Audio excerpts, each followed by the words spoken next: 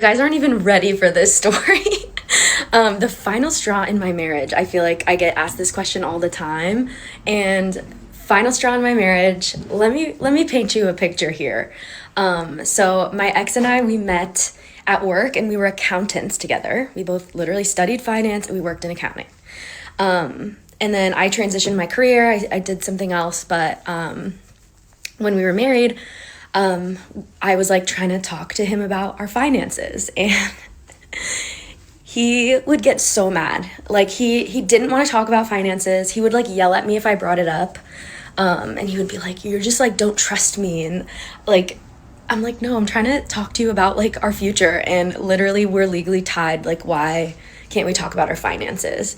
And also preamble, like before we got married, I would talk to him a little bit about finances and like it wasn't as bad. And then once we were married, that's when he got a lot more hostile when I would like bring it up.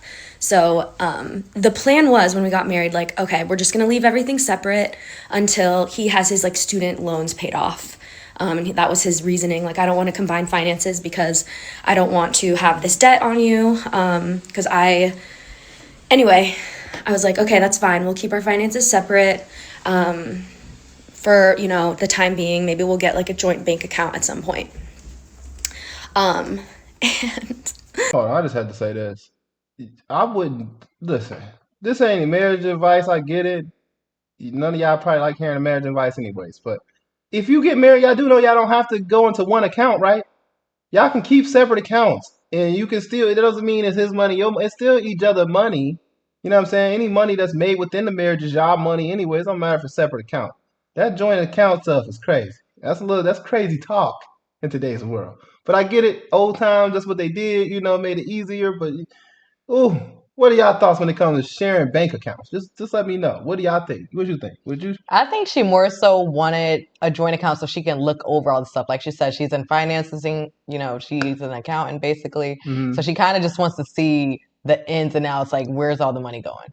Yeah. Which I don't blame her. If you guys are going in on the Yeah. bills and, you know, you're contributing, I would like to see what the next person's contributing. I don't want to be over contributing. What you got going on? Right. I get it if you're a financial advisor like her. So I get it. If money's your thing and you're a woman, great. Like she can handle all the money if she did stuff like this or was interested in stuff like this. Because who wants to do these budgets? I like doing numbers and stuff, but I'm not a financial advisor. That stuff be stressing me the fuck out. But yeah, okay, I get it now. But I guess to each his own when it comes to that. But what do y'all think about it overall? so I just like got this gut feeling because he got more and more secretive about money. And I just had this gut feeling. I was like, something's not right. Something's not right. So I was like so scared to bring it up because every time I brought it up again, he would yell at me and like literally punish me. He would like give me silent treatment or just like yell and then be in a horrible mood. So I brought up, hey, like, can we kind of like sit down and look at like our bank accounts together? And I somehow got it out of him that he accumulated $15,000 in credit card debt while we've been married, which in the state we lived in, Colorado, and California, which is where I live now, when you accumulate debt after your marriage, it's both parties are liable, even if your finances are separate. So I'm like, what the actual fuck? I've also loaned him money all the time. I've loaned him money all the time throughout our marriage. I'm very responsible with money. I'm very like good at being frugal in the areas that I need to be frugal in and then like spending money where it matters to me. Um and I'm like if we literally met in accounting, like nothing could go wrong. What could go wrong? Famous last words. So yeah, found out he accumulated $15,000 in credit card debt. Guys, it gets worse. I find out that first of all, he tells me, oh, I have a little bit of credit card debt. And I'm like, okay, how much is it? Like, I'm upset you didn't tell me, but like, we'll get through it. I can loan you the money so that you can like pay off the credit card debt and then you can pay me back. And he's like, yeah, it's $5,000. And I was like, oh my gosh, okay. Like, $5,000, that's like a lot, but it's also not that much. So like, we'll be fine. I can lend you the money and then you can pay me back. And he got so mad at me. Like, he turned it on me. He was like, okay, wait, let me continue the story. Sorry, I have ADHD. We, I'm like, okay, $5,000, not that bad. Like, can I see your bank account? Can I see the credit card statement? And he was like, no. And I was like, okay, well, like, I kind of don't trust you because you didn't tell me about this credit card debt. So, like, I need you to show me. Like, I'm literally married to you. So this is also my debt. So this is my business. This is my problem. I need you to show me. He wouldn't show me. He was freaking out. He threw a fit. This was the biggest temper tantrum he's ever had in our whole marriage. You know, this was when I found out that he was just like lying to me about stuff. And he was just so evil to me when I found out about this credit card debt, which is crazy. But I finally was like, okay, I need you to show me the amount. Like, I was very adamant. I was like, I need you to show me this. Like, I even threatened. I was like, I will like literally divorce you if you don't be honest with, if you're not honest with me. It's like, fine. So he shows me the bank account, $15,000 in credit card debt. So he was lying. And oh my God, I was so upset. I started crying. And then he was like, this is your fault because when we first started dating, like, think about all the times that you were like, that I couldn't trust you. Like, you were always flirting with other men. You always liked other men more than me. And like, you know, I just feel like I couldn't even trust you and be honest with you. Like, literally make it make sense. None of it made any sense. I think he was like, actually, like, this was the biggest crash out I've ever seen in the world. Like, bigger than Jax Taylor on Vanderpump Rules. And yeah, he like went and sat in his car after I found out about his $15,000, and he gave me the silent treatment. He wouldn't talk to me. It was horrible. He made my life hell after that. Mind you, this was 10 months before I was able to get away.